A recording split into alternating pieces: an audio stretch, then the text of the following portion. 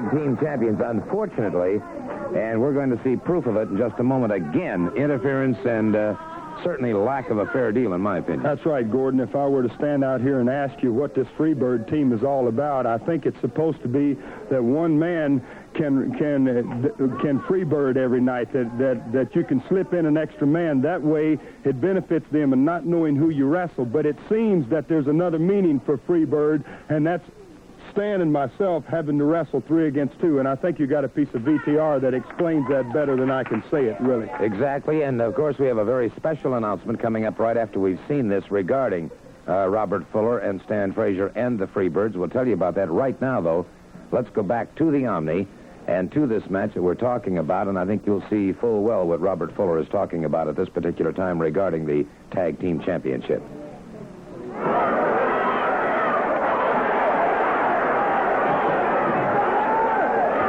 The match, of course, underway, and there we see Terry coming off that second rope, and Robert, obviously you're more than somewhat concerned over what's going on. That's right. At this point, they got Frazier stopped. Now, Frazier's a hard man to get down, and by this time he's already tagged me, which you're not going to get Frazier down in there and pin him for a 1, 2, 3. He's too big, he's too strong, and he's not going to be beaten like that. I got him going pretty good here. But you see, at this point, I'm still having to go with the 2 of them. It's not one man in the ring, and Frazier just come from behind and picked me up.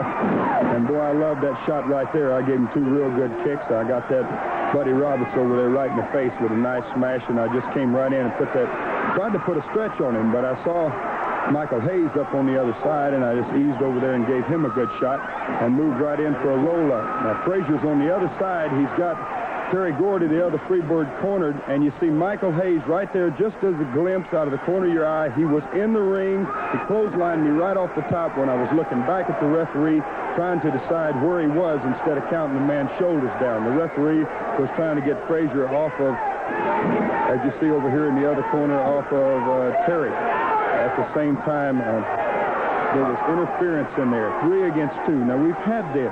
We had it when the trophy was at stake, and now we have it again, Gordon. Well, this is certainly no question about it. And again, we saw the situation where... it was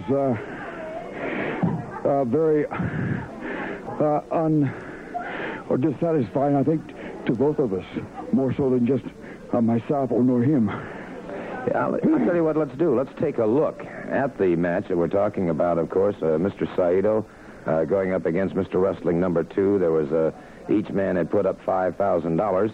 And, of course, in the Omni, we see the 2 of you squaring off a $10,000 purse, and a lot of personal pride along with this. Yes, very true. That man was out to beat me any way he possibly could. And I knew this. But then again, I was up the same way. I felt the same way at the time. I still feel the same way. I didn't get his money. He didn't get mine. And plus, he didn't get any kind of, you might say, revenge for losing the $5,000 he did to Bob Armstrong.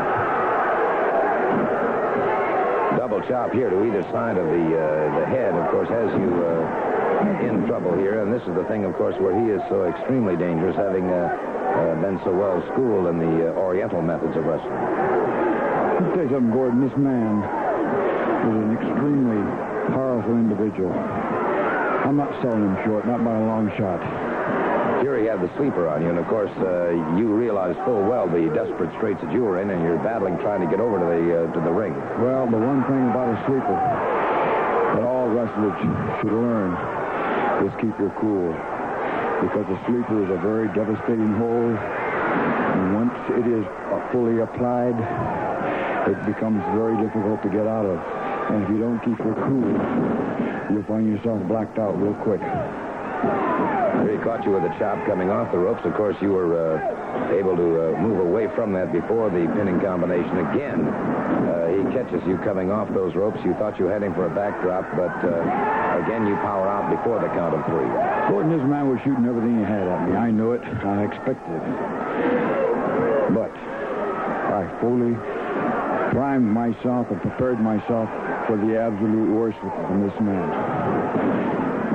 Is it possible, the fact that you have not been actively competing up until just recently, since you've come back out of retirement, is it possible that perhaps you're not yet up to your peak efficiency in the ring, or do you feel that you are at total peak efficiency? No, Gordon, anytime you lay off for any length of time, you'll find yourself in difficult positions many times. Right this moment here, I had him tied up. I'd done what I was set out to do. I did what I said I was going to do, and I was very happy about it. And I let my thoughts run away with me a little bit too much there, and I did the one thing I shouldn't have done, was turn my back to him. As you can well see, he took advantage of it, and he was out to do me in. Obviously, of course, the situation here rapidly getting out of hand, and the referee trying to restore order. You're outside the ring, not only outside the ring, but outside the barrier on the floor. And everybody now trying to restrain Mr. Saito, getting him back into the ring. And, of course, here he's claiming a victory. Well, he can claim whatever he wants to claim. The fact is that I beat him in the middle of the ring. His shoulders were counted down, whether he likes it or not. And I understand that he is very dissatisfied, very unhappy, and he's also come back for another chance, or whatever you may want to call it, his type of match. And let's take a look at the closing moments of this match. Jack Brisco, the national heavyweight champion, defending his title against the Stomper, and of course, you can see the tremendous pressure the Stomper is putting on Brisco at this time. Jack Brisco, of course, former world heavyweight champion, and now the national heavyweight champion, an outstanding competitor. He's one of the greatest wrestlers ever to come from the state of Oklahoma. No one can deny, however, the tremendous and awesome power and the devastating fury of this man, the Mongolian Stomper. But you can see here the Stomper hurtling the national heavyweight champion outside the ring and being warned by the referee. And again, the Stomper pressing every possible event. There you see Don Carson, his manager, on the outside. Now watch this. Now the referee's attention momentarily diverted by Don Carson. Now Carson did not get into the ring, but his presence outside the ring and diverting the referee's attention momentarily, one has to believe that this does give the Stomper certainly an added advantage. Again, you see Carson's. And now, whether the referee was in an altercation there or what happened, I don't know. But the referee went down as a result of some sort of collision with Carson outside the ring again. And here's where Brisco began to dominate the situation. The Stomper trying to reverse things. Now the referee knocked to one side. Brisco has him up. A full slam. Jack Brisco going for the figure four. And, of course, this is what... And there you see again Don Carson from outside the ring providing that diversion. And, all right, the count. But in my opinion, obviously, Don Carson being a little bit more than just an observer from outside the ring. You can see Carson out there now receiving the National Heavyweight Championship belt. No question about the pinfall, the fact that it did occur. And Jack Brisco highly embittered over the situation, and it is Brisco himself, in my opinion, who points the finger at this gentleman as being the cause for him losing the belt. Gordon Soley will be there, so will Harley Race. By the way, Gordon, when you get to Chattanooga at Memorial Auditorium, you'll have a great card. When you get to Columbus, Ohio, they'll love you. That's the Ohio Center. The Freebirds will be there with you. And don't forget Christmas night, Atlanta. Thank you. Just go on. Listen, I don't know what is the matter with Paul Jones. If he's gone senile or lost his brain, putting a money match like this that would fill any arena in the country on TV. But there's one out, and we're going to prove it. If they lose, they got to pack their bag and get out. And that's just what you better do, is pack your bag, because you're fixing to get out of here. We're going to find out. Let's turn it over to the ring. I'm tired of people pushing us around. Ladies and gentlemen, this tag team event for the Georgia Tag Team Championship with a TV time limit. Introducing first at a combined weight of 740 pounds, the tag team champions, Michael Terry and Buddy, the fabulous Freebirds. Their opponents, Robert Fuller and Stan Frazier. All right, Robert Fuller and Stan Frazier. I've asked Ted DiBiase to join me here. Very, very little time remaining and a very critical match. Well, here it is, Gordon. You know, I thought Robert Fuller, like I expressed earlier in the show, they're fired up about this match. To go ahead and say they didn't count if they lost, that's quite a statement after only being here a couple of weeks. And Robert Fuller is ready for battle right now.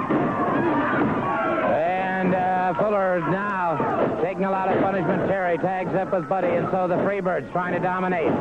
Fuller battered back against those ropes, and it's Buddy continuing to issue more and more punishment, and it is Robert Fuller outside the ring. Outside the ring on this concrete floor. And Big Stan Frazier moving down out of his corner. You know, Gordon, these Freebirds, you know, I've been here for a few weeks now, and I've sat by and I've just watched. I haven't really voiced my opinion, but I know the Freebirds. I've wrestled them before. I wrestled them all over Louisiana and Mississippi. The threat is always that third man. You never know when he's going to be there, and you can always count on him being there. He's always going to present himself. That's the threat today. That's what I'm worried about, is that third man is going to stick his nose in that ring when the action gets... There's that big Stan Frazier. He's got Michael... Now we've got Frazier crashing down. Buddy rolled out of the way just in time, and now Buddy trying to pound away on him. Well, I don't care what you say about Stan Frazier. He might be big and overweight, but it's like you say, you know, where's a 400-pound gorilla sleep, Gordon? Anywhere he wants to, and you get that man riled up, and he can do a lot of damage. Certainly no question about that, and this match continues and time continues. And it is Buddy crashing an elbow into Stan Frazier, and again. Now Frazier uncorking against him, and now makes the tag with Robert Fuller. Robert Fuller comes charging in. Robert Fuller has Buddy and Terry Gordy in there. Now we've got all four of them in the ring. All four in the ring, and it is...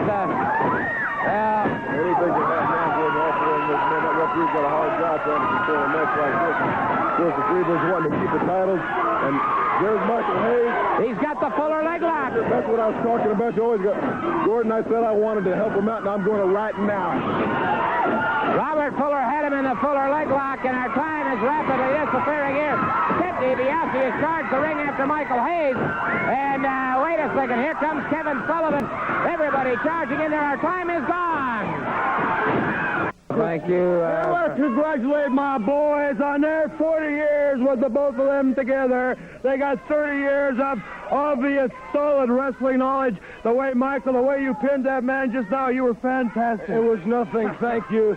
I just would like to say, Gordon, solely for those out there that aren't brain surgeons, take a minute to think about it.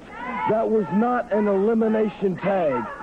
What would have happened if we'd have got rid of the other two first before we got to Jimmy Jones? That's something that Robert Fuller has to think about. That's something that Stan Frazier and I promise. And when I make a promise and they make a promise, we keep it. DiBiase, let me tell you something, boy. You know what we've done before. You push us too far, and we will do it again. And I am sadly afraid that you have pushed us too far. Well, may I just take a moment, if I may, to talk a little bit about Georgia Tag Team Champions.